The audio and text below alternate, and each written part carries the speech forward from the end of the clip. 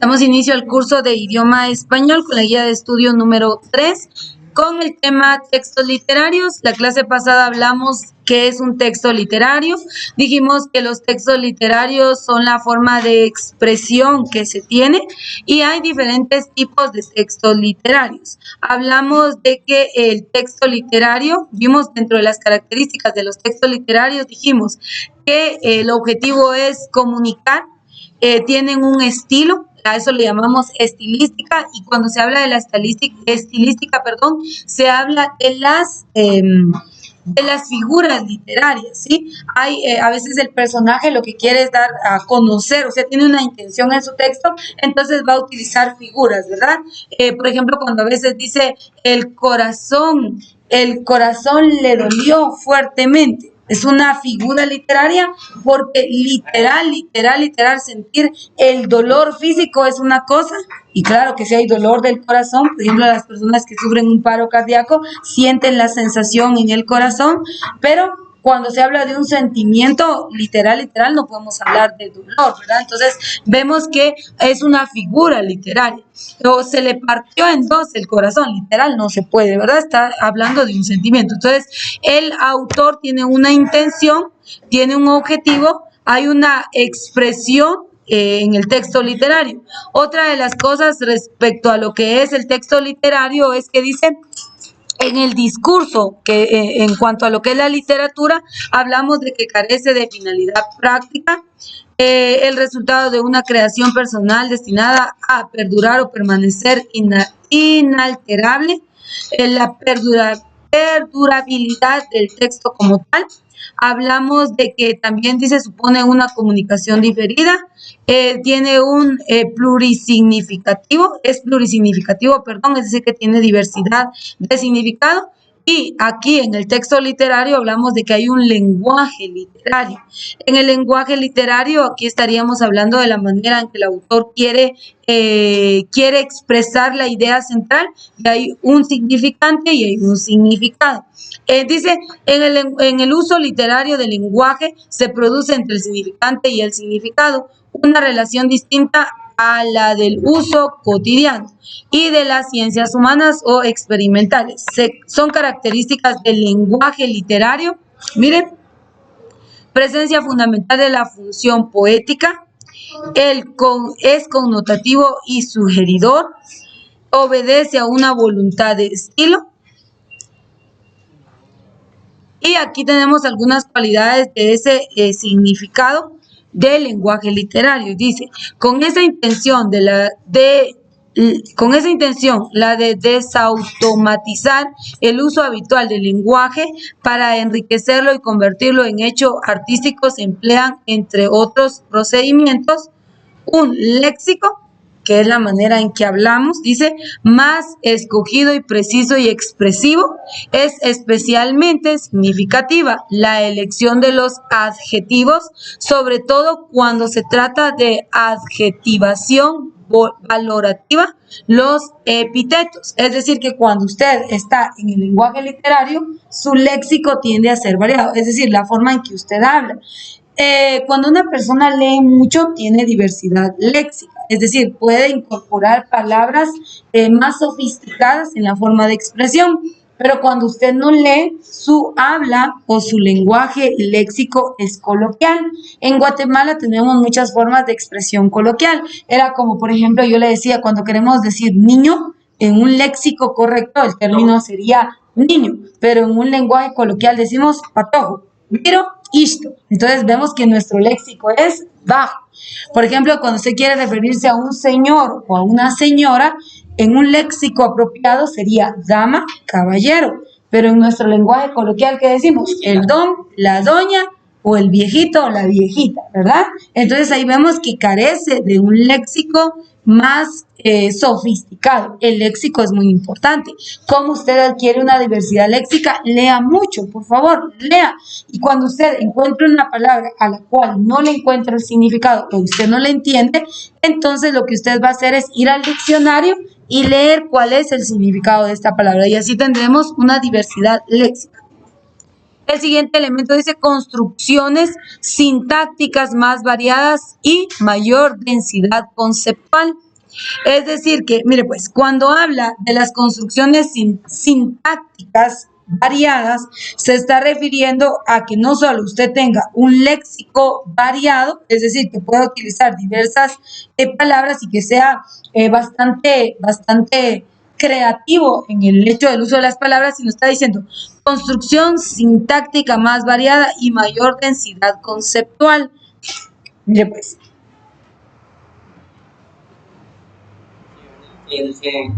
En el diccionario, si usted se va a la investigación, en el diccionario, el término sintáctico o construcción sintáctica significa lo siguiente. Vamos a ver, dice...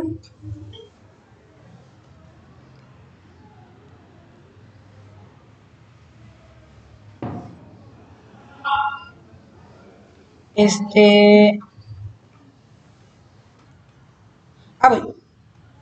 Mire pues, cuando usted tiene diversidad léxica y cuando usted conoce el significado de las palabras, usted logra desarrollar esa habilidad sintáctica y mayor densidad conceptual, es decir, que fácilmente usted comprende. A veces tenemos un texto, tenemos un libro, pero como no tenemos el conocimiento, no entendemos nada. Yo no sé si a usted le ha pasado eso, de que no lo entiende, pero es porque usted no conoce la estructura gramatical, el significado, la relación que hay entre una u otra palabra. Entonces usted no tiene esa estructura en cuanto a término y en cuanto a significado del término. Entonces esa es la diversidad que se logra desarrollar.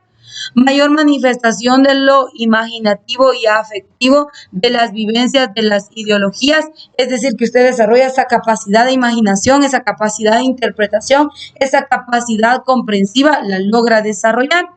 Dice, elementos fundamentales son la recurrencia, es decir, repeticiones de todo tipo, la connotación, a menudo las palabras son seleccionadas por su capacidad de evocar en el lector sugerencias asociadas a su significado propio. Las connotaciones, sean de origen cultural o subjetivo, enriquecen el texto con nuevos valores y sentidos. Se mueve al lector a plantearse una nueva y más profunda interpretación, y la polisemia admite diversas interpretaciones según el lector, su formación, nivel cultural o según la época. Entonces, el lenguaje literario nos permite no solo tener una diversidad de habla, sino una comprensión, un entendimiento fácil y una diversificación de la palabra al momento de hablar. Eso es lo que está hablando el lenguaje literario. Ahora bien, también hace uso de figuras retóricas. Le dije que hay estilística, eso se le llama cuando se usan figuras en el lenguaje literario o en las obras literarias. Estamos hablando de una estilística como tal, pero aquí dice uso de las figuras retóricas y dice que causan extrañeza en el lector y contribuyen a dotar al texto de mayor riqueza de significado. Son pues herramientas para conseguir efectos estilísticos. En general, los recursos literarios o figuras se basan en una serie de principios fácilmente comprensibles: recurrencia, contraste, elisión, sustitución, intensificación, y afectan a todos los niveles de la lengua. Entonces viene algo más importante todavía. Dice, figuras de nivel fónico, hay figuras, figuras de nivel fónico, hay figuras de nivel sintáctico y hay figuras de nivel semántico, ¿sí? Entonces son ciertas características que nosotros podemos comprender o ver en la estructura gramatical. Gracias, soy muy amable. Entonces vemos acá, en las figuras de nivel fónico entraría la aliteración, paronomasia. Bueno, ahorita lo vamos a ver mejor a través de la connotación y la denotación. Entonces vemos que hay algunas otras características, pero aquí vienen en cuanto a los géneros literarios. Ya hablamos que está el género de la lírica, ¿se recuerdan? Hablamos que está el género de la épica o narrativa y está el género de lo que es el género dramático, y aquí vemos algunos ejemplos. Esto lo vimos anteriormente, ¿se acuerdan? En la guía número 2. Ahora, en las formas de expresión literarias está el verso y la prosa. también lo vimos en la guía número 2. Y hoy vamos a hablar de qué es el lenguaje connotativo y qué es el lenguaje denotativo. Entonces veamos el primero, lenguaje connotativo. Y dice, es el que se emplea de forma figurada o simbólica. De esta forma no comunica únicamente información, sino que también aporta sentimientos y sensaciones. Dice, este tipo de lenguaje se utiliza mucho en lo cotidiano y coloquial, pero también se concreta bastante en los textos literarios. Es capaz de expresar emociones de manera subjetiva, lo que lo lleva a permitir diferentes lecturas o interpretaciones. La connotación permite el uso de una palabra en sentido figurado, apoyando en hechos circunstanciales que dependen del texto, pudiendo usar como comparación poesía. Y ahí vamos a ver algunos ejemplos. Por ejemplo, que yo le diga a usted, bueno, ahorita no traigo el libro, creo que sí lo traía, no lo traje. Yo traigo un libro que habla de los valores y principios morales, pero que yo le diga a usted, este libro es tan rico en sus aportes de los valores. Usted dirá, rico. Usted interpreta el término rico como cuando come algo, qué rico. Lo interpreta a sabor, a sensación y le crea una idea en el cerebro. Pero si yo le digo, este libro es tan rico en valores, usted va a decir, bueno, es decir que me está dando una aportación. Su interpretación va a ser más a una idea no de sabor, sino a una idea de aporte y de crecimiento personal. Entonces ese es el lenguaje connotativo, utilizar figuras que puedan llevar a una imaginación, a una idea o a una interpretación figurada o simbólica. Dice, más vale pájaro en mano que 100 volando. La luna nueva es la risa del cielo. Es una figura, ¿sí? La luna nueva es la risa del cielo. A ver, una frase en lenguaje connotativo, que usted pueda crear. A ver, una frase en lenguaje connotativo. Piensa en una.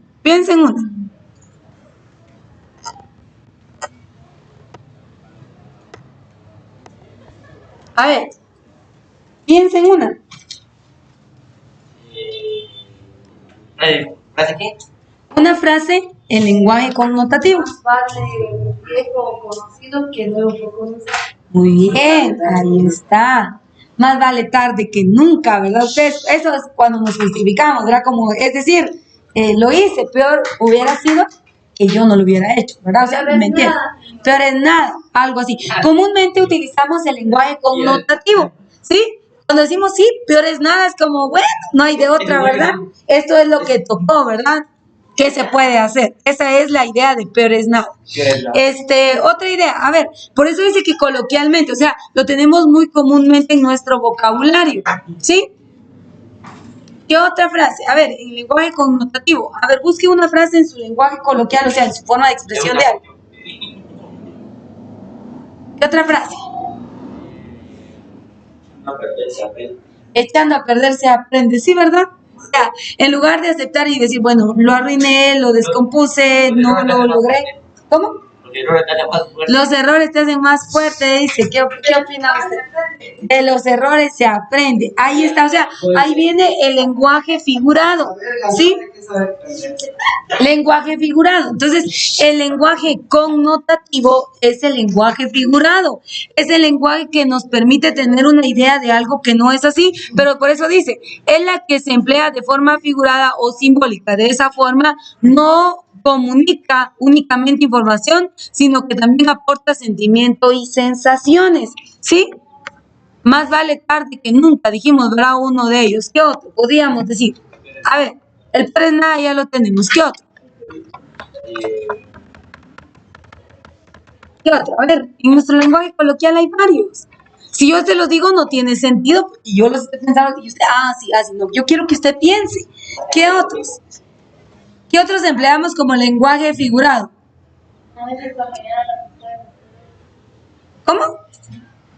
Hacerlo hoy, que pase mañana. No dejes para mañana lo que pasa. Sí, ahí está. ¿Qué otro? No hacer nada y hacerlo mañana.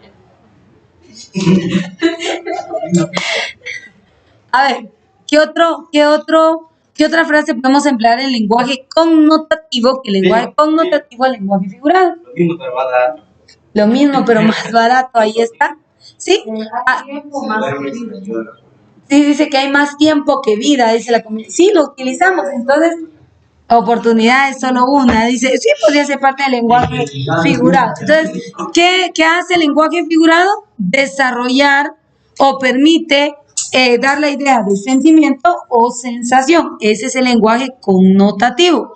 Y viene el otro tipo de lenguaje, que es el lenguaje denotativo. ¿Cuál es? Y dice, el lenguaje denotativo es el que usa la palabra acorde a la realidad en sentido totalmente objetivo, es decir, que aquí ya no permite llevar a la imaginación o tener una figura o una idea, es decir, hablar puntual y correctamente lo que es. Entonces dice sentido totalmente objetivo, es decir, sin que tenga ningún tipo de interpretación y sin uso de simbologías. Connotativo, uso figuras. Denotativo, hablo con exactitud, ¿sí? Dice, es un lenguaje que se utiliza para informar y transmitir información de forma que solo se puede leer de una forma y no admite interpretaciones varias o libres. Dice, ejemplos de lenguaje denotativo. He leído esta página del periódico. Siguiente. El elefante es un paquidero. Otra, a ver, ¿qué ejemplos tenemos de lenguaje denotativo?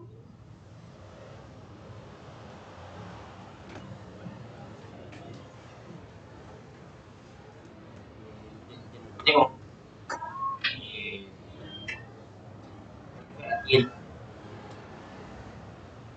Acuérdense de un dice. Van a meterle el dicho que no te hagas. No, ahí están utilizando el lenguaje denotativo. De lenguaje connotativo, perdón. El denotativo es puntual. Por ejemplo, podría ser, por ejemplo, los días de la semana son lunes, martes, miércoles, jueves, viernes y sábado. Se acabó, no hay más.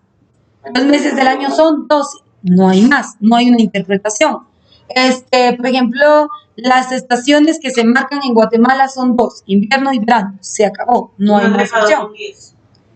Ahí está, ahí está. Una década son 10 años. Por ejemplo, podríamos decir, sí, podríamos decir, en el lenguaje denotativo es puntual una frase o el significado de algo que no da a interpretación ni mucho menos a imaginación. Por ejemplo, los colores del semáforo son rojo, amarillo, verde. No hay más colores en el semáforo, son esos puntualmente. Entonces, el lenguaje denotativo... Las horas del reloj, 24 horas.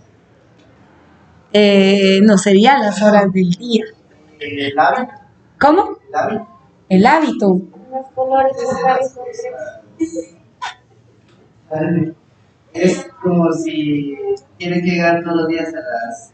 Entonces el lenguaje, se vuelve un hábito. el lenguaje denotativo sería entonces